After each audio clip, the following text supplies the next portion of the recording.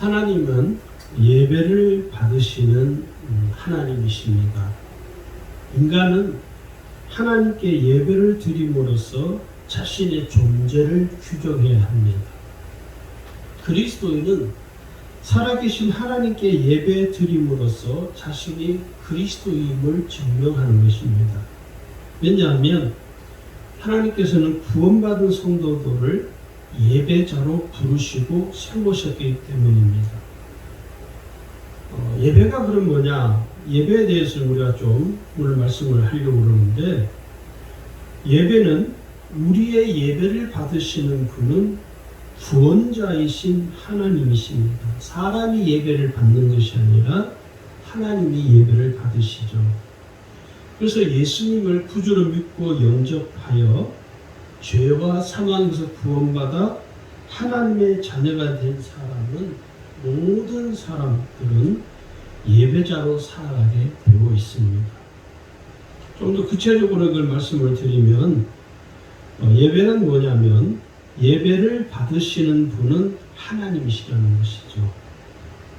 예배는 사람에게 하는 것이 아니라 하나님께 드리는 것입니다. 그래서 오늘 우리가 드리는 예배를 받으시는 분은 하나님 한 분이시죠. 하나님이 아닌 다른 것에 예배하는 것을 우리는 우상 숭배라고 말하는 것입니다. 제가 예수를 믿지 않을 때 우리 집안은 제사를 드렸습니다. 제사를 하는데 그 제사를 1년에 여러 차례 해요. 집안 형편이 너무 여의치 못함에도 불구하고 빚을 내서라도 제사를 꼭 드렸습니다. 그래서 제가 어렸을 때 제 기억으로 제가 물어봤습니다. 저희 아버지에게. 왜 제사를 해야 됩니까? 조상에게 저를 제사를 드려야 합니다. 왜 드려야 되느냐 했더니 우리가 잘 되는 길이라고. 제가 속으로 코웃음을 쳤습니다. 왜냐하면 어렸을 때부터 제사를 매년 해마다 몇 차례씩 제사를 했기 때문에 제가 우리 아버지한테 아니 제사를 하는데 왜 우리 집안은 이 모양 이 꼴이냐고. 우리 아버지가 아무 대답을 못하셨어요. 그리고 얼마 안 돼서 제 기억으로는 저희 아버지가 나름대로 교회를 한번 다녀볼까 생각도 하신 적이 있는 걸로 제가 알고 있어요. 예배는 이 살아계신 하나님께 하는 것이죠. 그런데 제가 어렸을 때 보았던 그 제사는 죽은 조상에게 하는 것이라고 배웠습니다.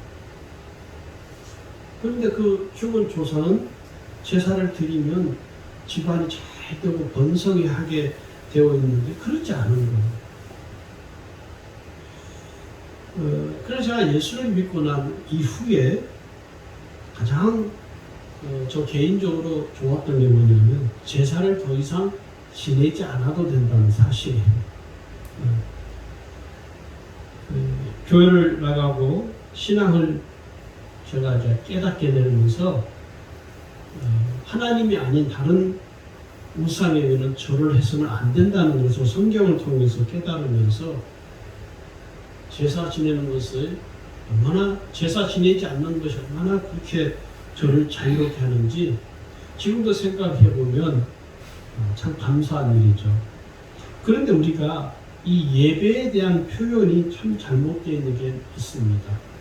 대부분 성도들이, 저도 이것을 몰랐을 때는 그런 표현을 참 많이 했죠. 예배 보러 가자. 성도들이 무심코 하는 용어들이죠. 예배 보러 갑시다. 근데 예배는요, 보는 것이 아니라 예배하는 것이고 예배를 드리는 것입니다. 그러니까 예배 보러 간다는 표현은 잘못된 표현이라는 것이죠. 우리는 예배를 보는 자들이 아니라 예배를 드리는 자들이고 예배하는 자들입니다. 그것이 가장 성경적인 표현이라는 것이죠. 왜냐하면 예배는 사람에게 보이기 위한 것이 아니기 때문입니다. 오직 예배는 살아계신 하나님께만 드리는 것이죠. 그래서 하나님은 우리의 예배를 받으시고 우리는 하나님께 예배를 드리는 것입니다. 그래서 우리가 드리는 이 예배를 하나님이 받으시고 기뻐하시고 우리에게 은혜로 응답해 주시는 것이죠. 그래서 이 예배는 사람을 위한 것이 아니라 하나님께 경배를 드림으로써 하나님의 영광을 드러내는 우리의 신앙입니다. 이 예배를 자꾸 종교적인 의식으로 취급하는 경향이 있습니다. 그러나 꼭 아셔야 될 것은 우리가 하나님께 드리는 이 예배는 종교적인 의식의 차원이 아니라 우리의 신앙입니다. 신앙.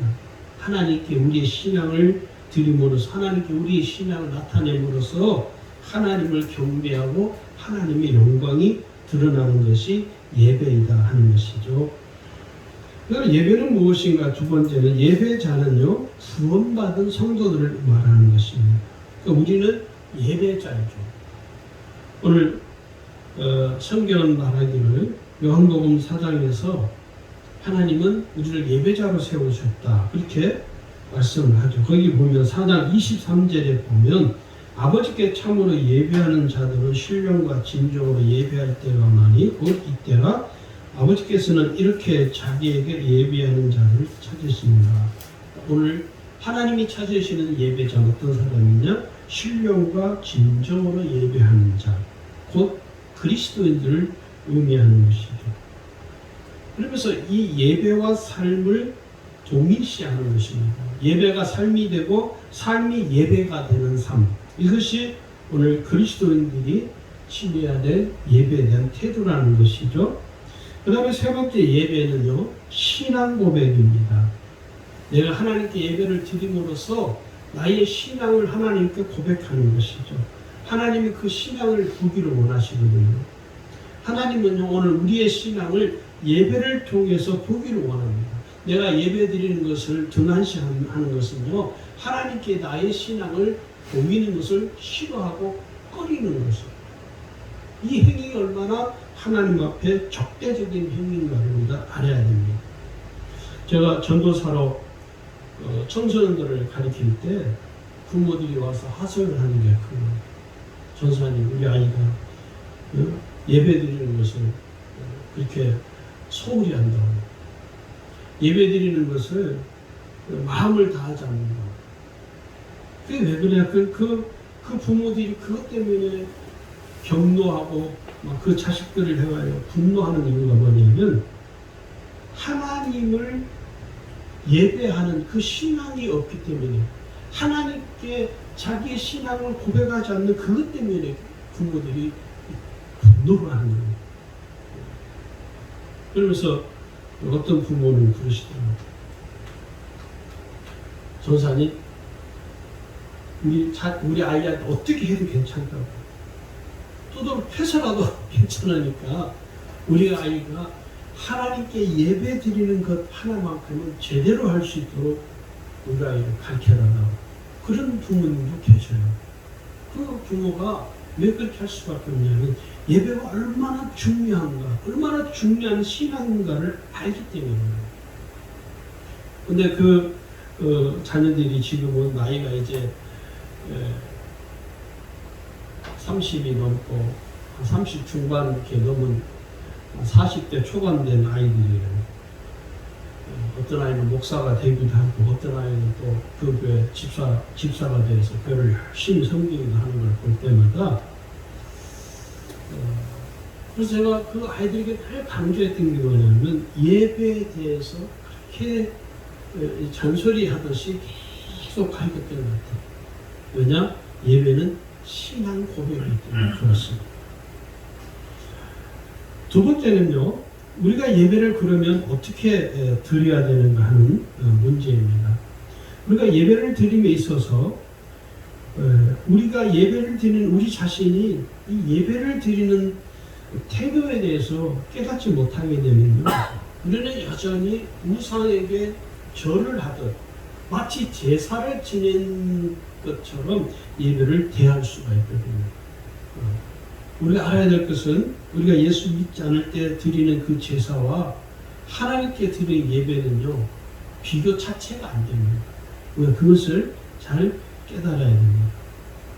예배를 어떻게 드려야 되냐면, 구원받은 성도로서 우리가 하나님께 예배 드릴 때는요, 최고의 가치와 최상의 사랑과 최대의 헌신을 포함해서 하나님께 예배를 드리는 것입니다. 이것이 예배에 대한 전체적인 큰 줄기입니다. 이걸 좀 풀어서 설명을 하자면, 예배를 어떻게 드려야 되냐면, 첫 번째는 살아계신 하나님께 경의와 존경을 드리는 것입니다.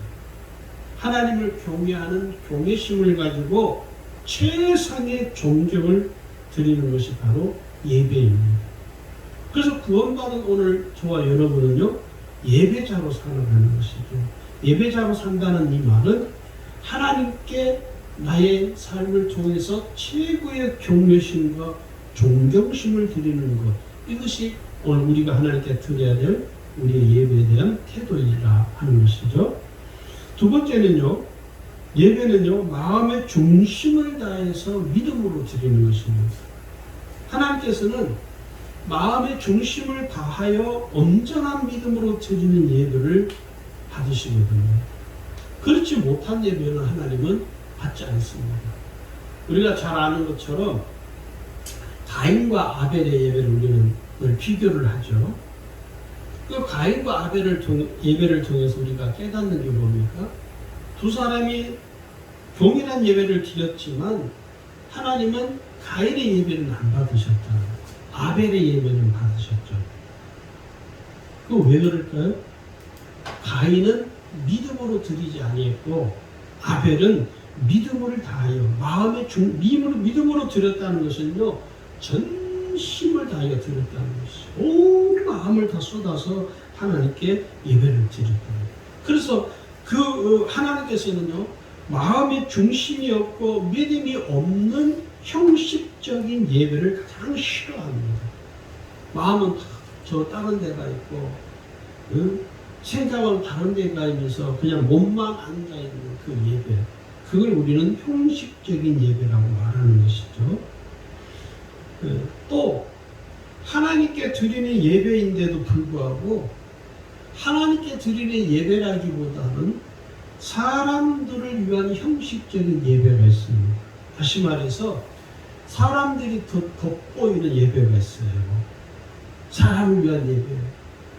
그런 예배가 실제로 우리의 삶에 더 많습니다. 참 제가 이런 말을 하는 건 참 누워서 얼굴을 침뱉는 격이긴 하지만 제가 감리사를 하면서 그런 예배를 참 많이 봤어요. 사람에게 보이기 위해서 그 사람을 돋보이기 위한 예배. 제가 감리사를 하면서도 그런 예배는 참석하고 싶은 마음이 참 눈꽃만도 안 씁니다. 그냥 가봐야 하나님께 예배를 드린다는 어떤 그런 생각보다는 한 사람들이 나와서 사람을 돋보이게 하고 그 사람을 그냥 드러나게 하고 또 자기를 막 드러내게 하는 그런 형식적인 예배를 보면서 과연 이 예배 속에 하나님이 계실까? 과연 하나님은 이 예배를 받으실까? 하는 의구심을 가질 수밖에 없더라고요. 그래서 우리가 하나님의 영광을 가로채는 예배가 되지 않도록 우리가 특별히 주의하고 경계해요. 우리가 때로는요, 우리 자신도 모르게 그냥 큰 교회들은 그런 경우가 많아요, 사실. 우리같이 작은 교회들이야 행사를 크게 행사하는 것이 없기 때문에 행사 위주의 큰 행사 위주를 하는 그 대형 교회들이 더 많은 오류가 뭐냐 그런 것이에요. 사람들에게 보이고 자 여러분 누구 왔습니다. 저 목사님 박수 칩시다. 박수 치고 우리 어느 목사님 이번에 이런 공로를 했습니다. 공로패를 주고 감사패를 주고 그 목사님 박수 치고 과연 그것이 하나님께 예배를 드리는 하나님께 경배를 드리고 하나님의 영광을 드러내는 예배인가? 그러나 목사님 제가 볼 때는 하나님 그분의 영광을 드러내는 예배라기보다는 사람을 돋보이고 그 사람을 더 드러나게 하는 결국은 사람을 위한 예배라고 저는 보여져요. 그래서 우리가 그런 예배를